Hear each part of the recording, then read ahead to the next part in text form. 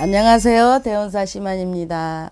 이번 시간에는 이제 2022년에 토끼띠 분들의 운세를 질문 드리려고 하는데 네네. 토끼띠는 이제 활발합니다. 단점으로 봤을 때는 인내심이 좀 약하기도 하죠. 또 변덕이 좀 생길 수 있습니다. 그것도 참을성이 좀 약해. 그래서 토끼띠 같은 경우는 전문 직업을 잘 선택하는 게 가장 중요할 수가 있고 자기의 특기를 살려서 어떤 쟁점을 만들어내야 되는 그런 띠가 토끼띠죠.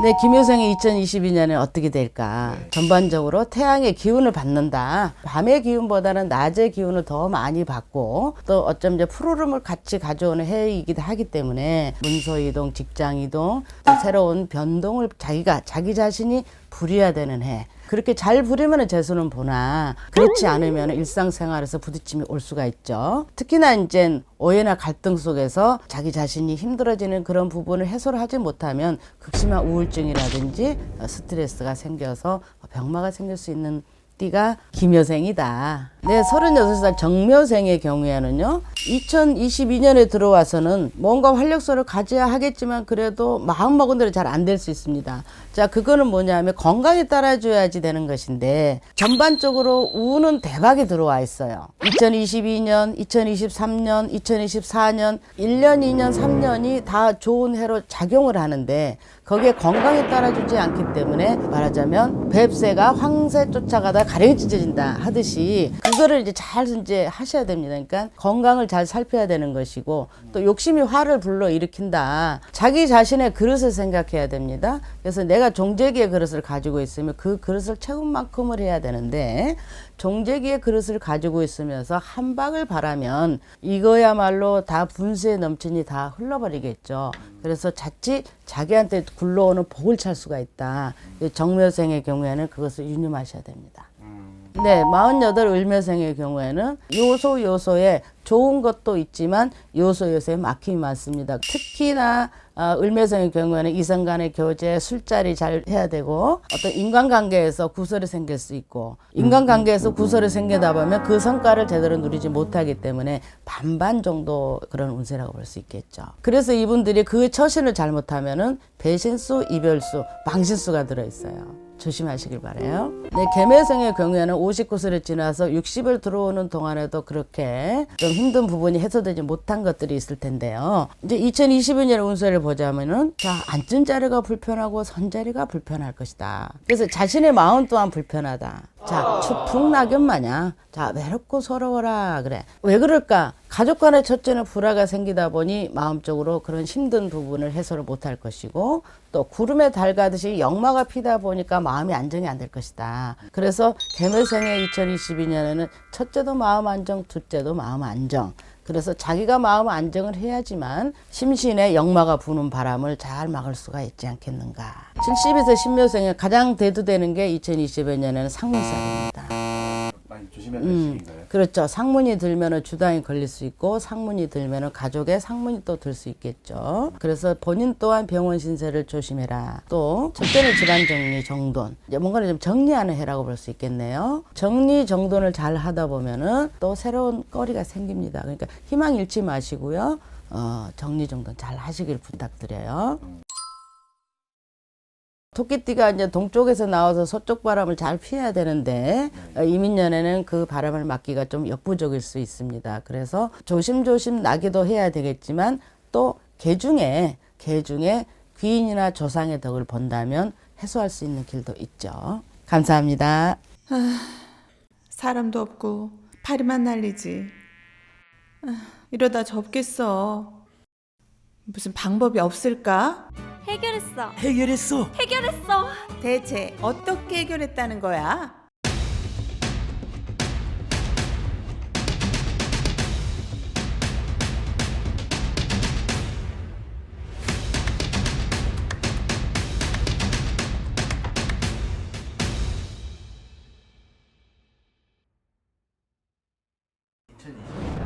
토끼띠 분들 이분들한테는 도대체 누가 돈과 복을 가져다주는 귀인이 될까요? 토끼띠 분들의 특성이 뭐냐면 머리가 굉장히 좋아요. 깨도 많고 하지만 남들은 잠을 자도 24시간 풀 가동할 수 있는 게 이 토끼띠 분들이에요. 생각이 많고 나쁜 뜻으로 말하면 결정 장애가 있어요.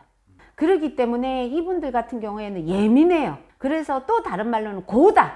그리고 이분들이 인간 풍파가 많아. 그래서 이분들 같은 경우에는 온화하신 분들이 굉장히 좋아요. 그래서 돼지띠, 양띠, 이분들한테 돈과 명예와 부를 가져다 도움을 주는데, 토끼띠 분들 자체가 머리가 좋고 영리하다 보니까 책 사고, 이분들이 학식이 많다 보니까 학자예요. 그러면은 이 학자고 학식이 많은 분들한테 옆에서 서브할 수 있는 분들이 필요해. 그러면은 무던하고 겉으로 말을 많이 하지 않는 분들, 그러면서 조금 뭔가 모르게 따뜻하신 분들이 필요하단 말이야. 그런 분들은 돼지띠와 양띠, 이분들이 속으로는 꿍꿍거리더라도 겉으로 표현도 많이 안 하고 그러면서 도울 수 있는 분들이에요. 그래서 이분들이 좋고, 하지만 또 한 가지 더 말씀을 드린다면은 이 토끼띠 분들이 아까 전에 말했듯이 결정 장애가 있어. 너무 생각을 많이 하기 때문에. 그래서 때로는 확 지를 수 있는 분들, 끌어낼 수 있는 분이 필요하단 말이에요. 그게 쥐띠 분들이에요. 그래서 틀림없이 쥐띠 분들이 한 번씩 이 토끼띠 분들한테 자극을 줄 수 있는 명약의 역할을 하신다. 그래서 돼지띠, 양띠, 쥐띠, 이분들이 이민년에는 틀림없이 도움이 되고 기인이 되고 덕이 된다. 이래 봅니다. 반대로 또 피해될 띠, 원숭이띠. 네. 원숭이띠는 왜요? 왜냐? 토끼띠도 머리가 좋고 영리해요. 원숭이띠도 머리가 좋고 재주가 많아. 서로 암숙이야. 니 잘났니 내 잘났니 하거든. 그래서 서로가 결합이 잘 안 돼. 서로 양대 산맥으로 서로 묘책을 부리면서 뒤에서 서로가 견주는 형국이에요. 그러면서 기회를 엿보면서 뒤통수를 치는 형국이다. 그래서 원숭이띠는 피해라. 이래 놓습니다. 무조건 피해라는 게 아니고 사람의 성향에 따라서 틀리고요. 그 사람의 사주가 생년월일이 다 들어가야지 또 틀리는 문제입니다. 하지만 전체적인 통계를 가지고 말씀을 드리는 겁니다. 아, 열심히 준비했는데 맨날 낙제야. 이번 시험만은 제발. 해결했어. 해결했어. 대체 어떻게 해결했다는 건데?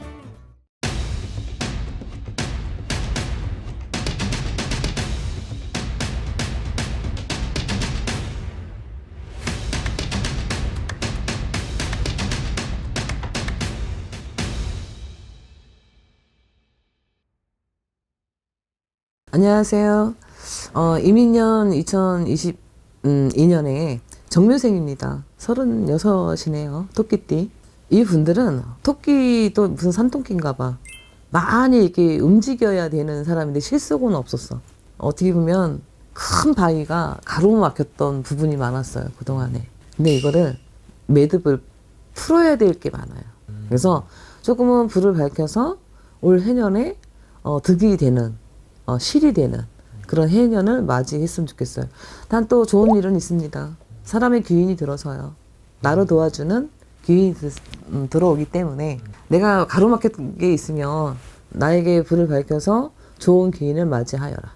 근데 이제 남쪽 북쪽으로 내가 있는 자리에서 귀인이 들어와요. 정묘생은 그동안 너무 답답해서 자꾸 막혀져 있고 안정이 안 돼 있는 부분이 너무 많아서 성과도 너무 없었고, 그래서 사업도 뭐 해도 괜찮지만 무리하게만 하지 마세요. 뭐 꼭 혼자 하려고 하지 말고 귀인도 있으면 같이. 근데 이 사람들이 뭐 어떻게 보면은 선택에 대한 그런 장애가 있으니까 오히려 도모로 해서 같이 하는 것도 나쁘지는 않아요. 그 한마디로 남이 밥 해놨는데 숟가락 딱 올려가지고 같이 가는 겨. 이게 나한테 귀인이 서는 건데 잘 봐야 되겠죠? 그래서 남쪽 북쪽에서 귀인이 선다. 문서오는 4월하고 5월달이 길합니다.